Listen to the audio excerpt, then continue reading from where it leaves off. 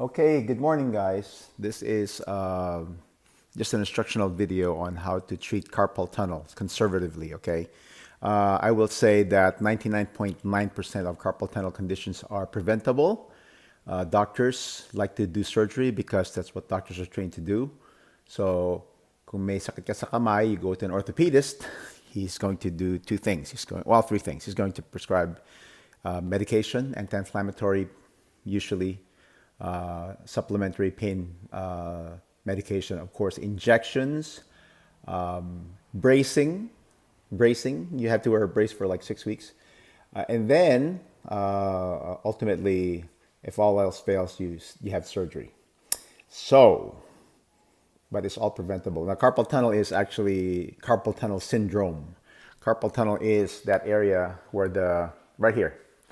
Okay? So, nung nagkakadaver dissection kami, we would actually take the hand apart. There's a pretty deep gully there, parang canal. That's formed by your carpal bones. So yung carpal bones mo nagsha-shape ng ganito, right? And then down the middle, try to imagine mga bowling ball, mga cannonballs, okay? Cannonballs that sit on top of each other, forming a triangle. At the very top of that stack, I'm talking about cross-section, cross-section English. At the very top of that stack is your median nerve. Okay, you have three major nerves that go into your upper extremity. You have your radial nerve, which ends up here. Your ulnar nerve, which ends up from here to there. So, iba to, this is not carpal tunnel. But these three, that's carpal tunnel. Okay, so if you have numbness, weakness, tingling, or even pain, throbbing, that's carpal tunnel. Now, it's possible to have the other fingers affected because you can actually pinch nerves as they go through the upper extremity. Anyway, I digress.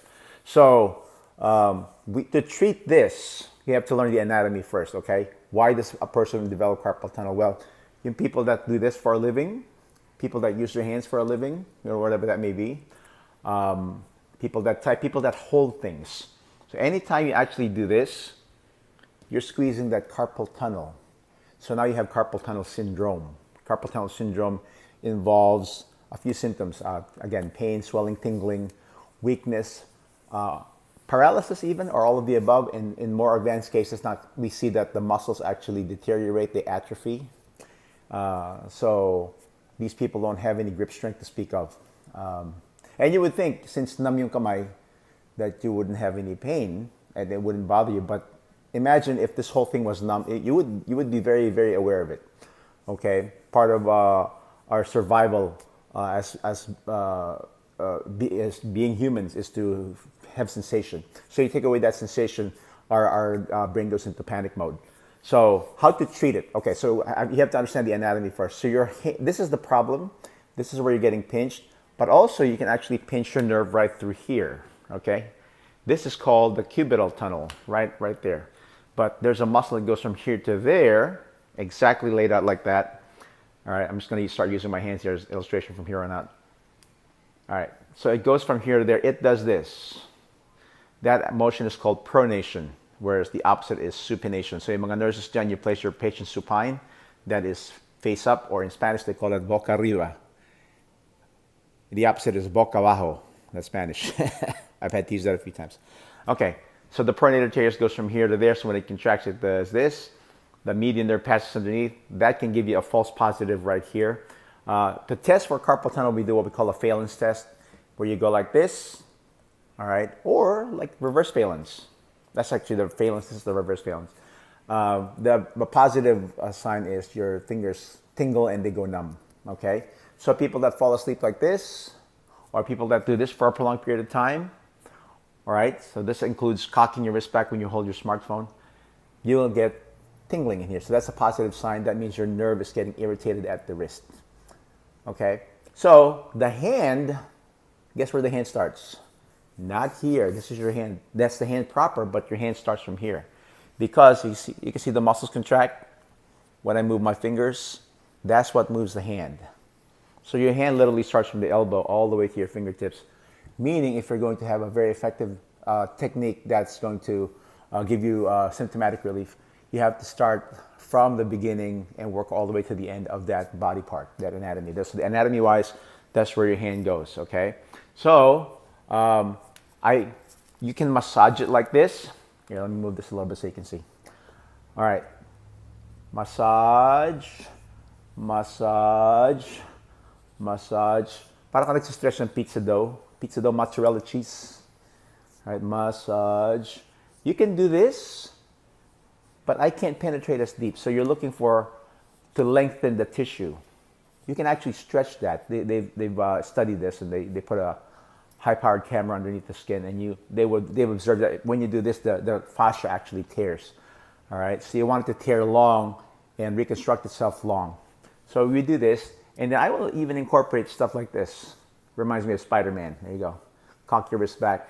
Now when I work on the opposite side, or what we call the dorsal side, we go like this. All right, so you can actually do this. All right, it's a simple hinging motion of the wrist called flexion and extension. So I'm pulling, I'm pulling, I'm pulling, I'm pulling, and I even go this way. What you don't want to do is you never want to massage over bone. So if you do that, you're going to just beat up that bone. You can cause periosteitis, inflammation. So another one is here. All right, there's a seam there. This was on my other video. So that takes care of the hand. Now when we get to the wrist, you have this wrapping called the retinaculum. Just go like this, like you're trying to rub. It's like when you have paint that dries on your wrist, you just trying to rub the paint off. All right, it's literally that action of rubbing, which causes, of course, motion. Like this is the connective tissue, that's a retinaculum, and also it causes friction, which heats up the collagen. And what is collagen? This is the stuff that gives us elasticity. All right, so when you get to the hand, so you want to be able to move your skin like this. All right, and then between the bones, you have muscles. You have muscles. You have muscles. Same thing happens on the palm side. So that's mostly fat, believe it or not. That is fat. But you have muscles between the bones. So, see this fat thing right here? That's a muscle. You pull that away. Pull it away. Parang kang nag-spread the deck of cards. Pull it away. If it's painful, work on it. If it's not painful, then it's loose. Then you shouldn't have any carpal tunnel symptoms. All right, so yeah. And then you do the same thing with this one. So I mean, I can do that right here. I do this when we go to the movies. All right, there you go, top side. So there's like, it's like a V in there. There's a V, and I want to open up that V so that my hand can open up like this. All right, simple test. You should be able to hyperextend your fingers. See my fingers go the other way? That's normal. Anatomically speaking, that's normal. If you're missing that, it's because you're not doing enough of that. You're doing too much of this, and then now you're training your tissues to be that long. So as you get older and you can't straighten your fingers out anymore, what happens is your joints start to get compressed. You're going to have arthritis. Not a good thing. Anyway, so that takes care of the mobility part. You can even lengthen the tissue like this. Don't pop your joints. If they happen to pop, it's incidental, okay? So now we come to the stretches. So here's your classic stretch. Whether the elbow is bent or straight, it doesn't matter. So you take it back. Press the fingers though. If you do this, that's mostly finger stretching. If you drop down right there and you relax the fingers, now you're stretching what we call the forearm flexors. All right. So don't be alarmed if this gives you a little tingling, but you hold that. Me, I do karate, so I do like 30-second stretches and then on, sometimes 5 minutes. And then the opposite of up is down, down, with a firm grip here, just like that. Okay, and your wrist also goes side to side. You want to check that, but that's not the most important stretch. It's that up and down, but also this. So imagine if you're holding a tray or a plate, and you have meatballs. The meatballs are just bouncing there. You want to tilt that plate or that tray so the meatballs are actually rolling in this direction. Okay, we call this hypersupination. All right, so now we're stretching that pronator teres. Remember that muscle goes here, that does this. All right, we're stretching it, and that's how you do it. So you can only achieve that with your elbow bent. When your elbow is straight, I'm getting all that movement in the shoulder. You can see that, right? So you hold it 30 seconds. Kumanta ka ng bayang magiliw while you're holding this. All right, make sure it doesn't hurt. A tolerable discomfort. Now, once you release, you would have at least stretched that thing for, maybe 1 minute, 30 seconds. The longer you hold the stretch, the better. Now, the opposite of hyperpronation is hyperpronation. All right, now we're taking the meatballs and we're going to make it roll this way. All right, there you go. So, same thing. Elbow bent, not elbow straight. Okay, and then, now it should be looser. But then we have this exercise called neural gliding, where you actually stretch the nerve and you move it back and forth. Actually, it's this motion. All right, so that nerve goes from my fingertip all the way to my neck. All right, because we do this a lot, the nerve gets trapped throughout its, we call it a conduit, kung saan pumapasok yung nerve. And you want to be able to stretch that nerve out by doing this.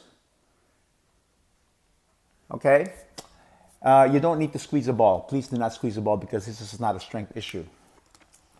Common misconception with carpal tunnel treatment is you have to squeeze the ball. Well, that just makes it worse because it makes everything tighter.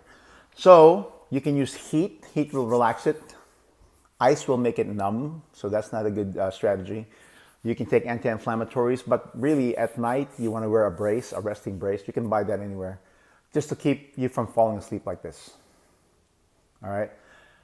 So that when you don't wake up with pain or numbness in the middle of the night. Also, as soon as you wake up, you start doing this.